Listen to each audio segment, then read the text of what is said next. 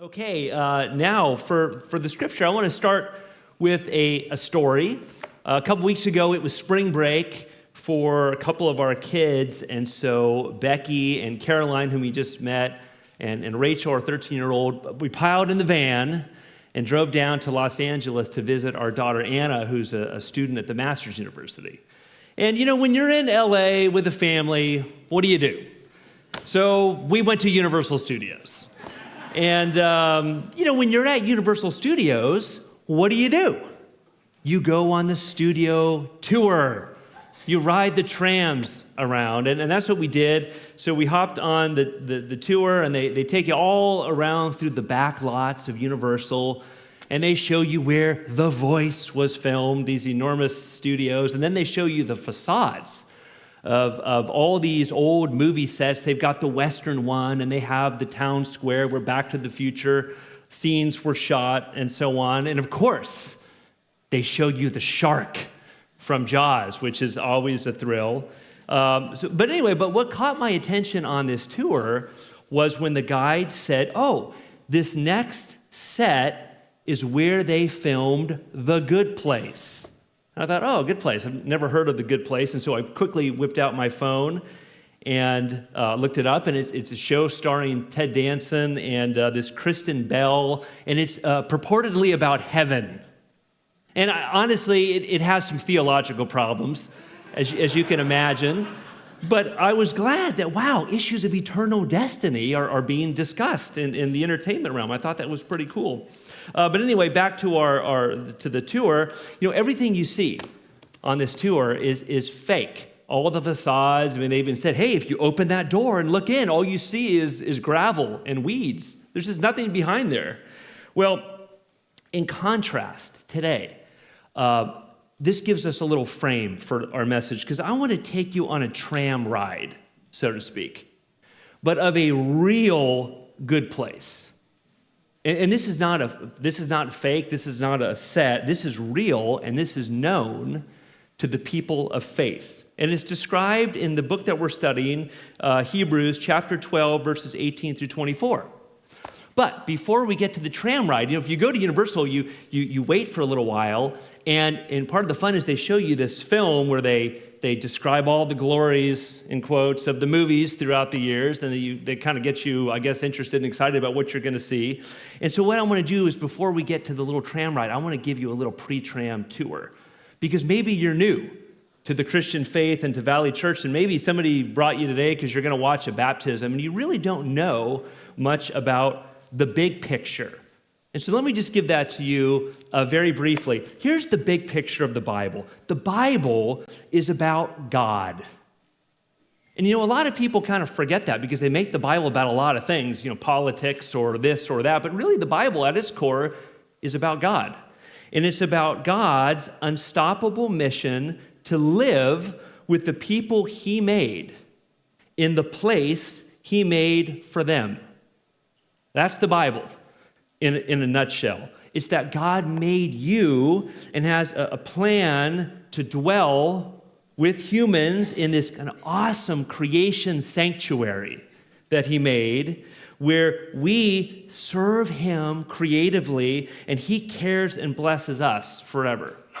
That's really what this story is all about. And if you know the story, like a lot of you do, I know, you know that it's long and it's involved, has all kinds of twists and turns and characters and so on in this true story, leading to the vision being fulfilled. But the vision will be fulfilled of God dwelling with His willing people in the radiant place that He made. This is an unbelievably amazing vision that God has.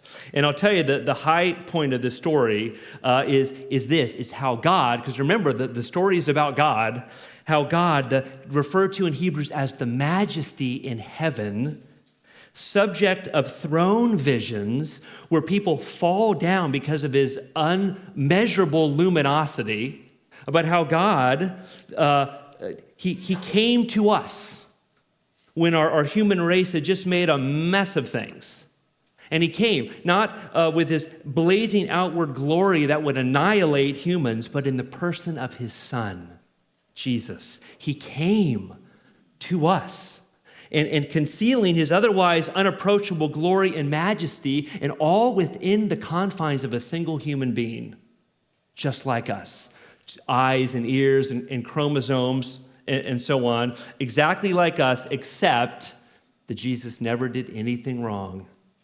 And Jesus revealed to us the majesty in heaven. And he showed us not just our majestic God, but he also showed us a royal human. He showed us what a human being is supposed to be in relation to God and other people.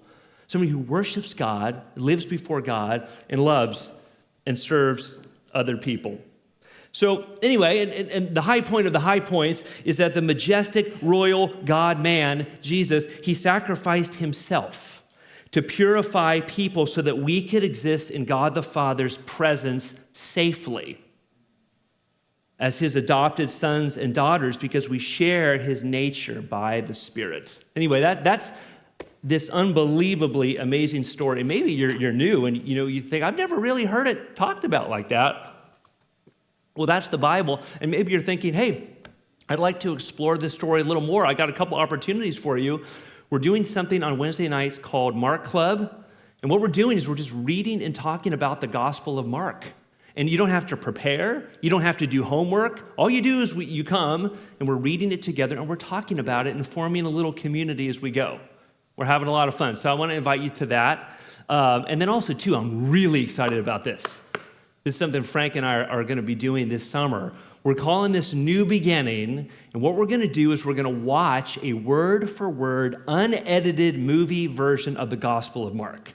So this isn't something, a script that people have made. This is the Gospel of Mark acted out, and I think it's honestly breathtaking. I love it. And we're going to watch it over the course of 8 weeks for our growth hour, and we're going to talk about it, and it's for everybody.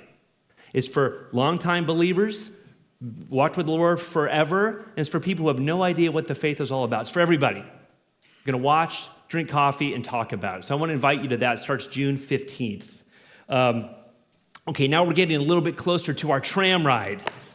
But before we get there, I got to tell you a little bit about the book of Hebrews, okay? The book of Hebrews, in case you're new, is the 58th book of the Bible. There's 66 total. And Hebrews is amazing because it has all the 57 books baked right into it, because the Bible tells one story. So when you're reading Hebrews, you're not just reading Hebrews. You're reading almost every book that's come before is embedded right into it. It is amazing. Only God could have written it. Well, here's the story, because Hebrews has a story within the story, and it's this. That 2,000 years ago, probably in Rome, a group of Jewish people came to believe in Jesus. And they were overjoyed, and they had come out of a Jewish background, so they were very familiar with the Torah, the first 5 books of Moses. And when they heard the news that God's promises from the Torah and from the prophets were being fulfilled in Jesus, they were overjoyed. And they did 2 things that you're going to see today. They stood up in public and they made a public profession of faith. They said, I believe in Jesus, just like you're going to see. And the second thing is they went down into water and they came back up again to pantomime or act out what Jesus had done for them, that he had gone down into the grave and came back up again. So that's what they did. And at first, they could not have been more excited. They had this initial rush of enthusiasm, which is great, but then trouble came. The Bible says in Job 5:7 that human beings are born to trouble just as sparks fly upward. And some of you are going to go camping this summer. I guarantee you, when your campfire is lit, the sparks won't go towards the ground. They will only go up. And you know what? We have a lot of trouble as we're walking along in this life. And they started to face trouble too. And Kurt talked a little bit about this, but number one is they had bullying. That the people around them, probably in Rome, were starting to mistreat them, taking their property in some cases, incarcerating them in other cases, just for gathering in the name of Jesus and not worshiping the emperor. Trouble number 2, they had guilt, or really false guilt, as we'll see, because they started to feel dis-ease in their consciences. See, they were separated now from some of the rituals and things that made them feel acceptable to God. So they no longer were involved in Jewish activities. They no longer could look back to Jerusalem and think about the high priest making a sacrifice on their behalf. They didn't understand yet that Jesus made a once-for-all sacrifice that was all sufficient to cleanse their hearts for all time. That wasn't internalized yet. So they were inclined to go back to old worship patterns in the synagogues. And then third, they had division. There were clues in the book that there were some struggles in the community, and there was some disagreement, like all churches have. And so what they started to realize is that their leaders weren't perfect, and they were flawed. And they started to realize that there were cliques. And they started to realize that there wasn't as much love as they had hoped. And so what some of the people started to do is they started to go back to the synagogues. They started to say, hey, this is just a little bit too hard. And like Kurt talked about last week, they started to de-church. The seats in their house churches started to empty out. And so this was an emergency. And so now we have Hebrews. We have enter the pastor. Because we don't know who wrote Hebrews. Nobody knows. Only God knows, as the church father Origen said. So it's a convention in scholarship to call him the pastor. And he was a wonderful pastor. Because he's going to write them the most amazing, God-inspired letter that's ever come off the pen of a human being. And here's what he's going to do. He's going to write them a word of exhortation. He's going to give them a speech on paper. And this is absolutely unforgettable speech. This would rank in all the great speeches if it were put into a secular context. And here's what this speech letter does. It's divided up into 4 sections. And in every section, he, 1, celebrates Jesus. And number 2, he challenges Jesus' followers to keep the course, to not give up on Jesus and his family. So he's saying, no matter how much you get bullied by outsiders, no matter how much you miss the rituals and coping skills of your former life, no matter how much division there is in your context, cliquishness or leaders who don't get the job done, and we fail a lot, to be honest with you, don't de-church. Don't give up on Jesus and his family. Yeah, deal with problems, speak the truth in love, pray like crazy, but don't give up or go away. Stay with Jesus and his family. That's the big message, okay? One more thing before we hit the trams. That's the broad context of the book of Hebrews. But what's the narrow context? What just happened last week? We have to know because our passage this morning is connected to last week's passage by a connective word, the word for or because. So what happened last week? Because it's directly relevant to today's passage. Okay, Hebrews told them, as Pastor Kurt told us, that they are always to accept hardship in every form it takes, not as punishment or judgment, because it's not for believers, but to accept it as fatherly training, that fathers and mothers train their children, and so view every hard thing that comes your way as an opportunity to say, God is training me. Because remember his vision, not just to reign in his forever unshakable kingdom that will come, but to reign as his son or daughter in the present age. So he's going to let hard things come that we might be shaped into the image of his son. And then he gives an example, and he says, don't be like Esau. He gives that example. Esau was a covenant member who had every spiritual blessing, but then he became a dun because of worldly pleasures and God forgetfulness. And we read it and kind of think, well, he must have made a final, I'm out of here, but I don't think that's exactly how it happened. I think he drifted. In my experience as a pastor, that tends to be what happens. People drift. They just kind of fall. They just fall away. They just kind of disappear. But he's saying, don't be like Esau. Don't be like that guy. Don't take his path. All right? Now, for the tram ride. And the fun thing about the universal tram ride is that you can bring food and drinks on the tram, they said, okay? So maybe if you have some coffee, that's good too. Okay, here we go. Here's what he says to these professing believers. He calls them holy brothers and sisters. And here's his big point. He says, believers, we are not here.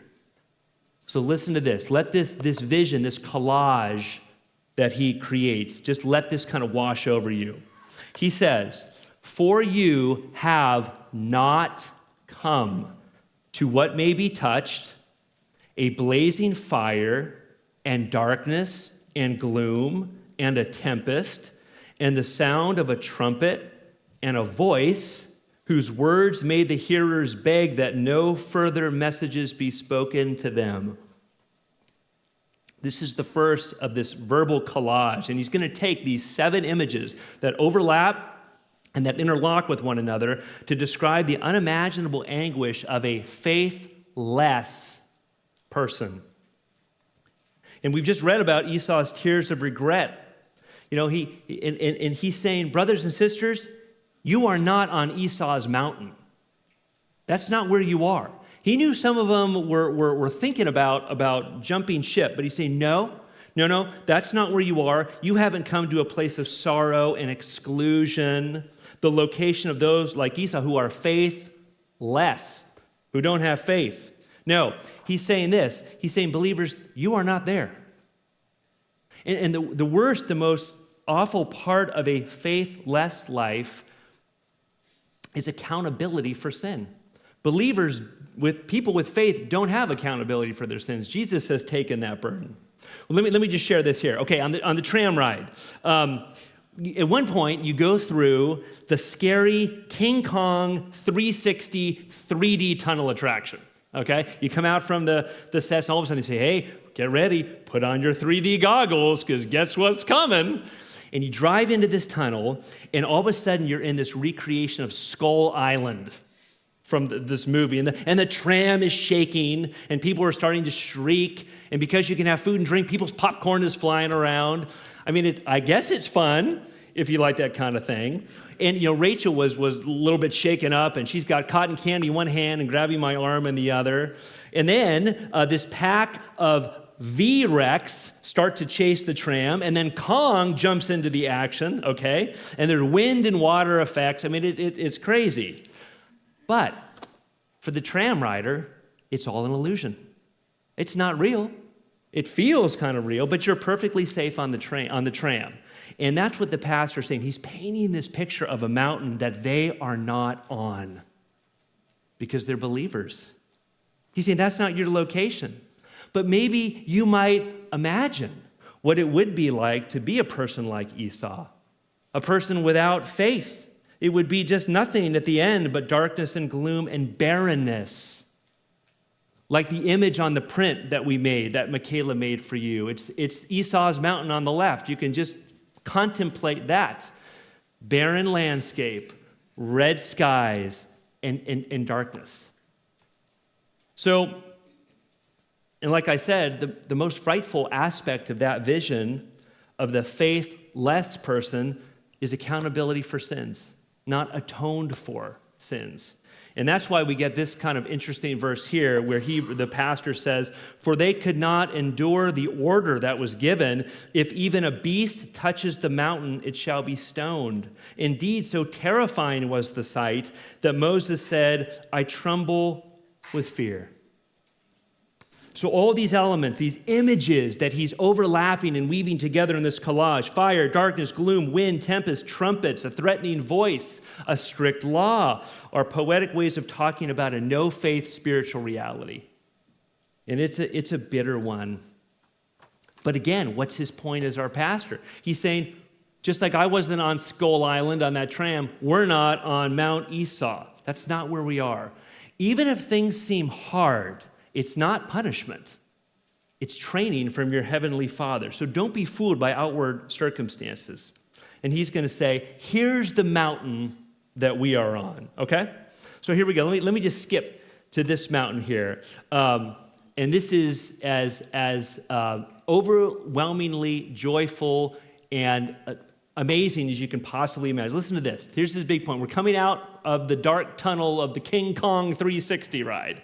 And here we are on our mountain, the mountain of believers here, okay?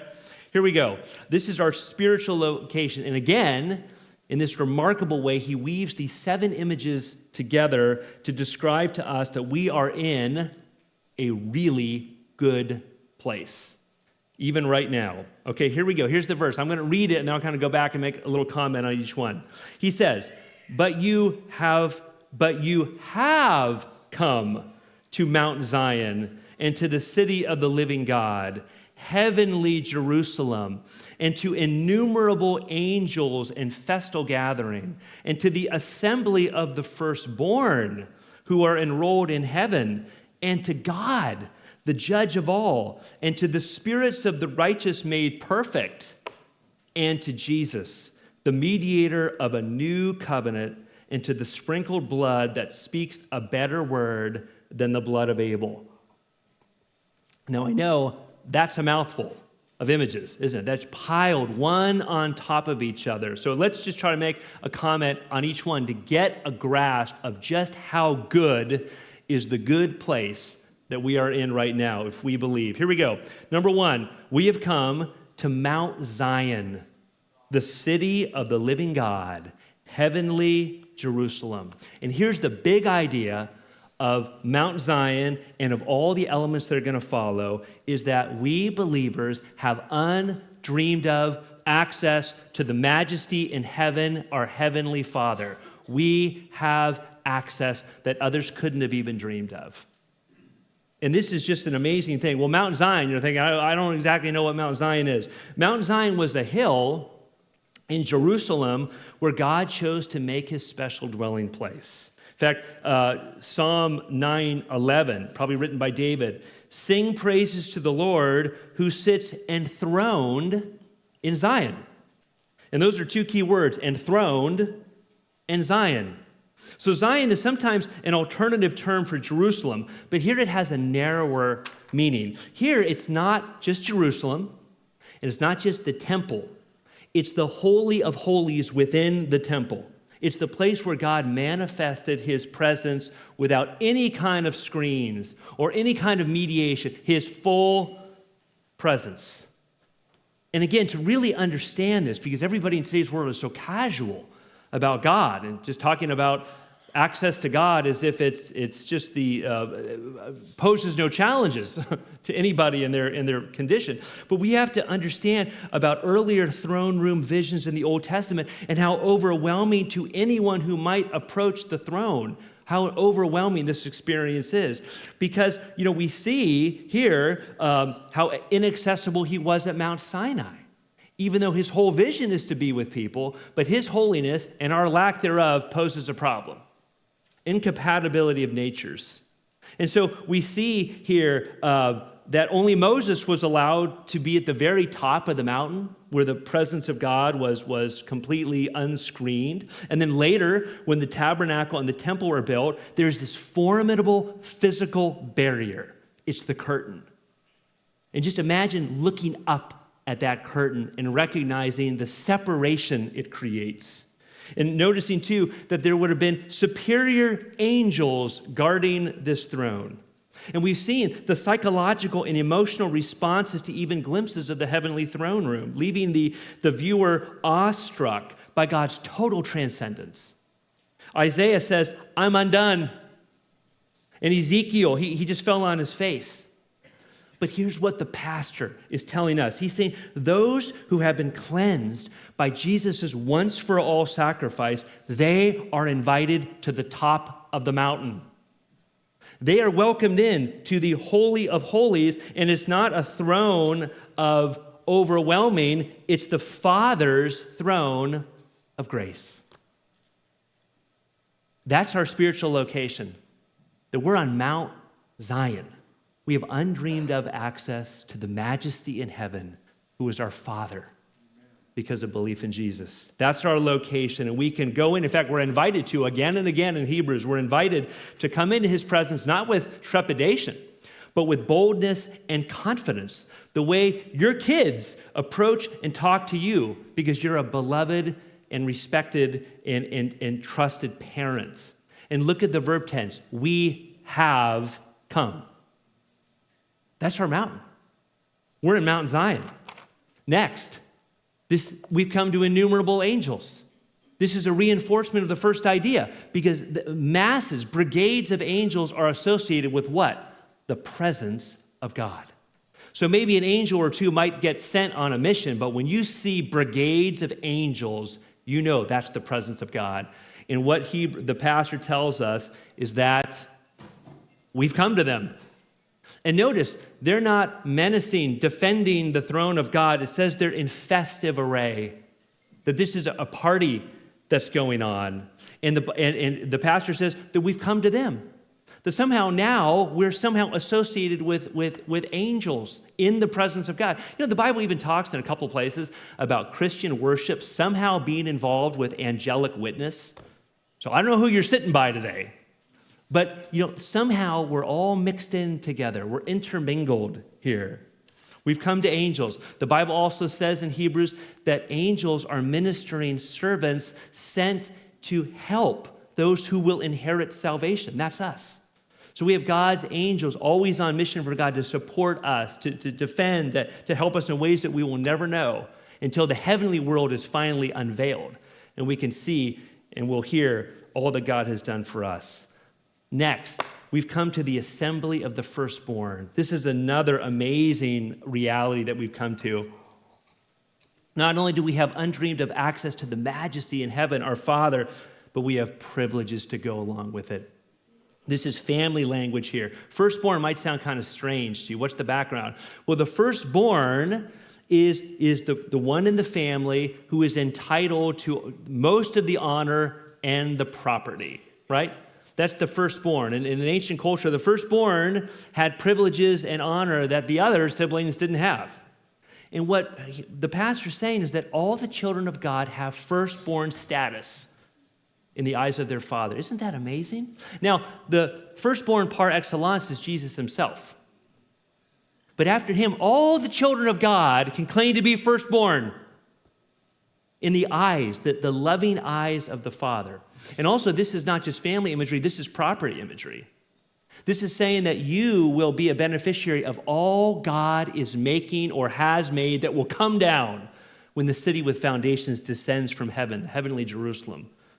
That you are a beneficiary of all that God has made, is making, and that will come. You know, there may have been favoritism in your family. It's a very painful thing if you know your parents favored your sibling. That is deeply wounding. And as parents, we're not to do that. But it is a reality. But in God's eyes, there aren't second and third. That you're a firstborn in his view if you believe. And then next, we've come to God, the judge of all. Now you might say, aren't we talking about that? We've been talking about access to his throne. Yes. But the pastor wants to make another point here by talking about God at this point. See, he's in the middle of the group, surrounded by those who are worshiping him, so that's where he belongs in this vision. But notice that he's called the judge of all. What is that getting at? Well, here's what I think. It's that in this context, judge has the sense of vindicator. And he knows that the people of God in every age, and until the Lord comes back, will be bullied and mistreated and insulted. But he's God the judge. He's the vindicator. And those who bully God's children eventually will pay a price. Not that we relish that, but we don't have to extract revenge now or resort to any kind of retaliation as the people of God, because God is the judge. And he sees the bullying of the people of God, and he can be trusted to take proper action. And then finally here, I love this one. We've come to the spirits of the righteous made perfect. What's that all about? That is talking not just about believers from every time in both testaments. That's the church of the firstborn. This is a narrower group. The spirits of the righteous made perfect are the people of faith who have already died. They're the spirits of the righteous made perfect. And this group is comprised of all the people we read about in Hebrews chapter 11, and it's comprised of all the people we've never read about. People who lived quiet Christian lives on farms or in factories or whatever it was that they did, where they quietly lived out of faithfulness in faith and out of faithfulness to Jesus, that they're part of that group. And God knows their stories because Hebrews 6 says God doesn't forget. And he records, so he knows all those who comprise that group. Well, why are they called the spirits? It's because they haven't been resurrected yet. The last great component or phase of our salvation is what? It's bodily resurrection. So they're still waiting too. They're in peace. They're in paradise in the heavenly city. But they're waiting too for the return of Jesus and their resurrection. A just amazing thing. Can't go into that at this moment. But the big point is this, is that we are on Mount Zion earth, and they are in Mount Zion heaven, but we're all on Mount Zion. We're the people of God, either here or there, but we're the people of God. You know, I just was in a meeting with Pastor Kurt last week and just noticed, because I had this verse on my mind, he's got a wall with all kinds of bulletins from the memorial services he's done here over the last however many years. All kinds of brothers and sisters who've gone, who are now part of the righteous made perfect. I thought, wow, yeah, I remember that person. Yeah, that person's on Mount Zion just like I'm on Mount Zion. And then finally, too, we've come to Jesus, the mediator of a new covenant. It's interesting that Jesus and his blood, which we'll talk about, are at the very end, because in a sense, God is at the center, but Jesus is the finale, right? Because it's Jesus who has made undreamed of access to the majesty in heaven, our Father. He's opened that door to us. He's the one that opened up that sanctuary for us to go to the throne of grace and get the greatest, most fatherly, most tender welcome we could possibly ask for. It's Jesus we've come to. It's the same one we read about in the Gospel of Mark, the one who touched people and taught people and challenged people. It's the same one. It's the one we're going to be talking about this summer when we do New Beginning. It's the one who showed God's absolute sympathy and solidarity with us by taking on flesh. He took on our flesh to be able to make access to the majesty in heaven a reality. He took on flesh. And then finally, too, number 7, and this is a little vivid, but we come to blood. We come to the sprinkled blood. Because it was the blood of Jesus, not just the life, but it was the death of Jesus. When he offered for one time, one sacrifice, he was the perfect high priest. All the Jewish high priests up until that time prefigured Jesus, the great high priest. He offered the once-for-all sacrifice that all the previous lambs that had been slaughtered prefigured. That when he died in Calvary, it was the once-for-all day of atonement that all the previous Yom Kippurs prefigured. It was Jesus. It's his blood that opened that up, his suffering, and oh, how he suffered to open this up for us. And that's why we make much of the death of Jesus, and we have communion, and we reflect on his suffering and his death. But now we know he's not suffering anymore because he's the ascended king. He's ascended to the Father's right hand. In fact, he even shares the Father's throne. And so when we go to the throne, we're meeting our sympathetic elder brother Jesus, who suffered and died, and now is our great high priest, helping us on our journey of faith. So the point is this: it's to stand your ground, it's to stay on your mountain, it's to not be like Esau, but it's to run the race and to finish the course. One last story here before Andy commences our baptisms. About 11 years ago, Becky and I had a car that we loved. It was a little silver Corolla, and it was a real gift from God because it kind of came to us in an amazing way. And it was silver, so we called it Shadowfax, which is Gandalf's horse in The Lord of the Rings. We loved this car, great car. And I would, one day, after years and years of driving this thing, I was driving out of our driveway in Ben Lomond, up in the Santa Cruz Mountains, and the thing just stopped, just shut off. And it never ran again.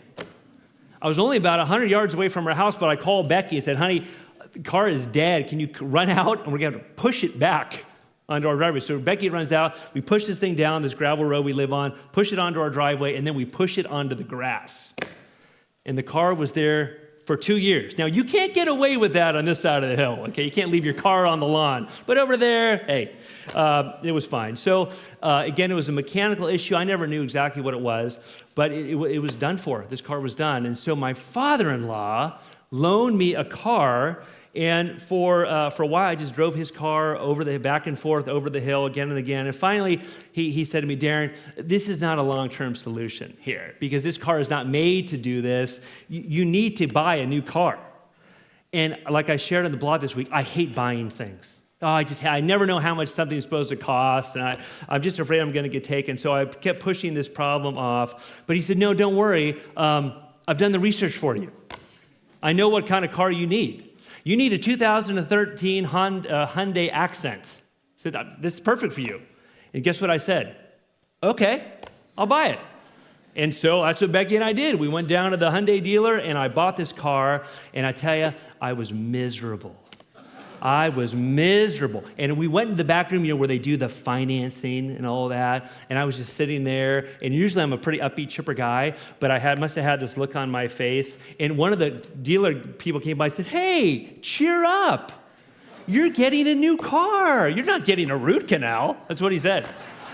And I just kind of laughed, and I turned to my wife and said, honey, I'd rather have a root canal. I've had root canals. You just lie there for an hour? You can think your own thoughts, and you come out better than you were before.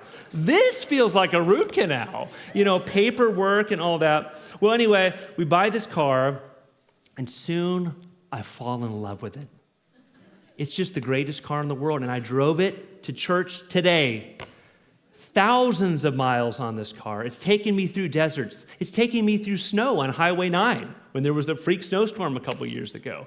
I go everywhere in this car, and I'm so attached to it. Now, what happened to the other car? It sat there for 2 years before we finally hauled it away, but before we did, the weeds came up around the wheels, and the kids turned it into their playhouse. It never moved again. And so here's the parallel I'm making, that we now have a new covenant.